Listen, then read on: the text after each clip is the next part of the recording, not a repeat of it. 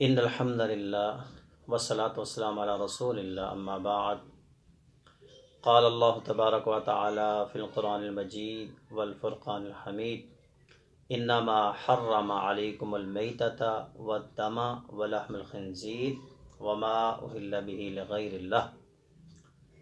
سامعین محترم، اس وقت دکھی انسانیت جہاں مختلف قسم کے مسائل کا شکار ہے، مختلف قسم کی پریشانیوں کا شکار ہے، انہی مسائل میں سے ایک بہت بڑا مسئلہ جو ہے وہ خون کا ہے، بلڈ کا ہے۔ اس کی اہمیت یا اس کی تکلیف وہی انسان سمجھ سکتا ہے جو اس مرحلے سے گزرا ہو۔ جب ایک بندہ اپنے مریض کے ساتھ ہاسپیٹل میں ہوتا ہے اور عین وقت پر جب ڈاکٹر صاحبان کہتے ہیں کہ بھائی خون کا بندوبست کر لیں وگرنہ آپ کے مریض کی جان کو خطرہ ہے، تو پھر یہ احساس وہی بندہ کر سکتا ہے جو اس کے ساتھ ہوتا ہے۔ پہلی بات تو یہ ہے کہ اگر میری بات کو میرے کوئی ڈاکٹر بھائی سن رہے ہوں تو میں ان سے ہاتھ باندھ کر گزارش کروں گا کہ بھائی بجائے آپ اس کے کہ مریض کے لواحقین کو، اس کے ساتھ آنے والے تیمارداروں کو، اس کے ساتھ آنے والے لوگوں کو پریشان کرنے کے بجائے ان کی حوصلہ افزائی کریں، اور جہاں آپ کے اندر رعونت اور فرعونیت آ جاتی ہے وہاں آپ نرم مزاجی کا جو ہے نا مظاہرہ کریں۔ کیوں؟ آپ کو مسیحا کہا گیا ہے۔ مسیحا اردو لغت میں جو میرے بھائی اردو دان اس کو تلمیح کہتے ہیں۔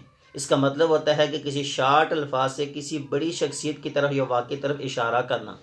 تو مسیحا آپ کو حضرت عیسیٰ علیہ السلام طرف نسبت کرتے ہوئے کہا جاتا ہے، کیونکہ وہ اپنے مس کرنے سے، ٹچ کرنے سے، جو مریض جس کی بینائی نہیں ہوتی تھی، آپ مس کرتے، اللہ اس کو روشنی دے دیتے، جس کے چہرے پر جو ہے ابرس یعنی برس پھل بہری کے نشان ہوتے، آپ اللہ کے حکم سے اپنا ہاتھ پھیرتے تو وہ ٹھیک ہو جاتے۔ تو آپ کا مریض سے 2-3 بول میٹھے ہی بول لینا مریض کی آدھی بیماری کو دور کر دیتے۔ حوصلہ افزائی کیا کریں، پریشرائز نہ کیا کریں۔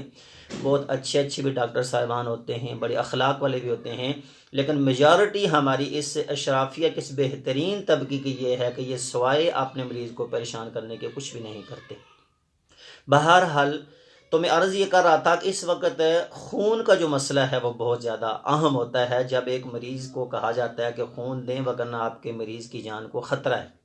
آئیے پہلے شریعت کی روح سے دیکھیے کیا ہے کہ مسلمان دوسرے مسلمان کو اپنا خون عطیہ کر سکتا ہے؟ اللہ نے فرماتے ہیں کہ 4 چیزیں تمہارے اوپر حرام کر دی گئی، المیتۃ مردار، والدم اور خون۔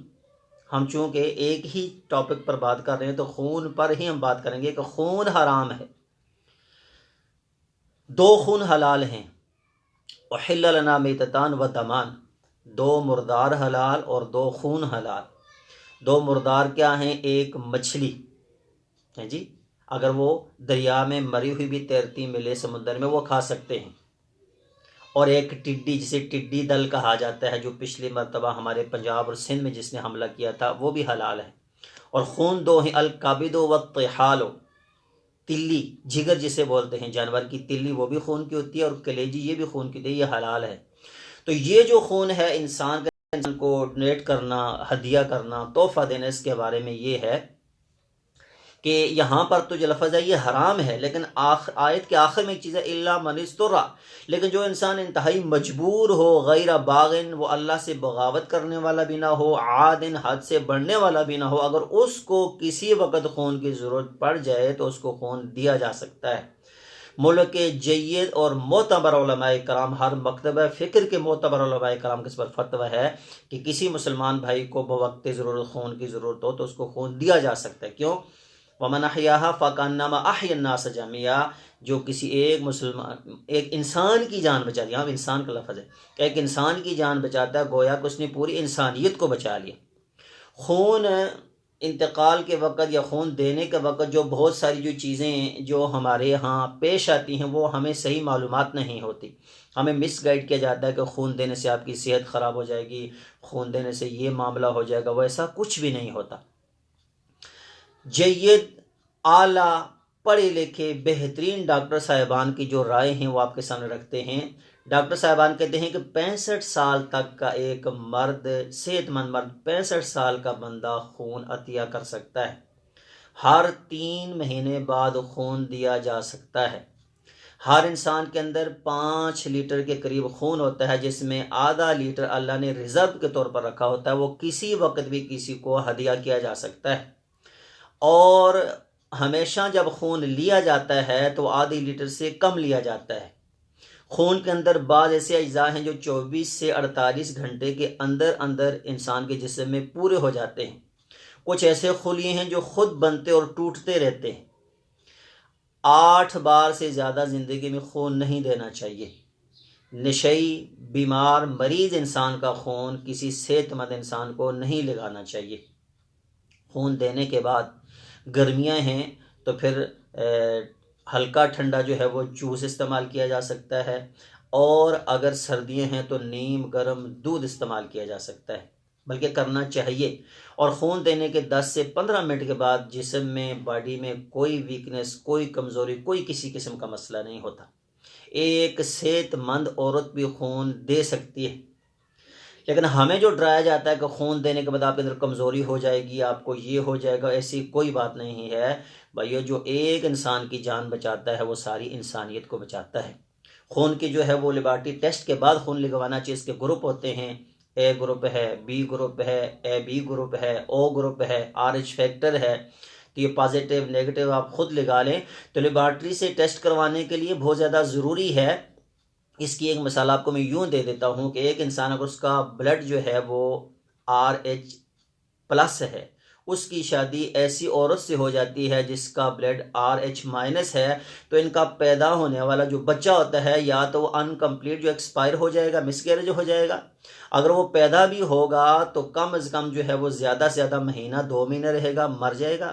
یا تھوڑا بڑا بھی ہوگا تو تھیلیسیمیا کا مریض ہو جائے گا، اس کو مسلسل جو ہے تازہ خون کی ضرورت پڑتی ہے۔ تو گزارش کرنے کا مقصد یہ ہے کہ میں یہ نہیں کہتا کہ جہاں آپ شادی کر رہے ہیں وہاں پہلے آپ اپنے اہل خانہ کا جو ہے وہ بلڈ ٹیسٹ کروائیں، اس کے بعد اس کے ساتھ شادی کریں۔ یہ اللہ کی طرف سے ہوتا ہے، یہ چند فیصد جو ہے لوگوں میں ہوتا ہے۔ کہتے ہیں کہ یہ ایک مختلف قسم کا ایک مادہ ہوتا ہے، ایک جن ہوتا ہے، یعنی آپ اس کو کہہ سکتے ہیں کہ ایک اللہ نے ایسا سسٹم رکھا ہے جو بندروں کے اندر پایا جاتا ہے، اور 85% انسانوں میں یہ ہوتا، 15 میں نہیں ہوتا۔ تو بہت ساری دنیا الحمدللہ اللہ کے حکم سے دنیا آ رہی ہے، جا رہی ہے، نسلیں بڑھ رہی ہیں، پھیل رہی ہیں۔ تو میں آپ کو یہ مشورہ نہیں دوں گا کہ پہلے جو ہے اپنے سسرال میں جا کر وہاں ان کا جو ہے کہ جی کہ جن سے میری شادی اور ان کا بلڈ ٹیسٹ کریں، ایسی بات نہیں۔ لیکن اگر زندگی میں کہیں آگے آپ کو کسی جگہ خون دینے کی ضرورت پڑتی ہے یا خون لینے کی ضرورت پڑتی ہے تو محترم بھائیو وہاں اس چیز کو مد نظر رکھیں کہ لیبارٹری سے ٹیسٹ کروانے کے بعد اپنے مریض کو خون لگوائیں۔ بہرحال خون دینا ایک عظیم عطیہ ہے۔ تو جو چیز جو یہاں پر مینشن کی گئی ہے، جو بعض علماء کرام جس کو کہتے ہیں کہ اس کو نہیں دینا چاہیے، خون دینا حرام ہے، وہ بخاری شریف کی ایک حدیث کو کوٹ کرتے ہیں کہ ان نبی صلی اللہ علیہ وسلم نہا عن ثمن الکلب و ثمن الدم۔ نبی صلی اللہ علیہ وسلم نے کتے کی قیمت، کتے کی خرید و فروخت کے بعد جو قیمت ہوتی ہے اس سے منع فرمایا، واقعی منع فرمایا، اور خون بیچنے کا جو ہے نا اس کی قیمت سے بھی منع فرمایا۔ تو جو ڈاکٹر صاحبان ہیں جو پلاسٹک بیگ ہوتا ہے اس کی چارجز لے سکتے ہیں، یا اس کے اوپر جو ساتھ جو چیزیں لوازمت لے سکتے ہیں، لیکن خون کو نہ بیچا جائے۔ ہر مسلمان بھائی میری اس بات کو جہاں تک آپ ہو سکے پھیلائیں، اس کو خون ہدیہ کریں، اپنے مسلمان بھائیوں کی جان بچائیں۔ جہاں کہیں ہاسپٹل میں ویسے ہی چکر لگا لیا کریں یار، ویسے ہی چکر لگا لیا کریں، کسی کو ملنے جایا کریں، دیکھیں اگر کسی مسلمان بھائی کو خون کی ضرورت ہے تو اس کو خون عطیہ کر دیں۔ اللہ کریم آپ کے اس عمل کو صدقہ جاریہ بنائے۔ ایک بندے سے میری ملاقات ہوئی، اس نے کہا جو ہے میں کئی مرتبہ خون دے چکا ہوں۔ میں نے کہا وجہ؟ کہا میں بہت گنہگار آدمی ہوں، میں صرف یہ چاہتا ہوں کہ شاید میرے اس عمل کی وجہ سے اللہ کریم جو ہے میری بخشش فرما دیں۔ خون دیا کریں، جو کسی ایک کی جان بچاتا ہے وہ ساری انسانیت کی جان بچاتا ہے۔ اللہ کریم ہمیں نیک اعمال کرنے کی توفیق عطا فرمائے۔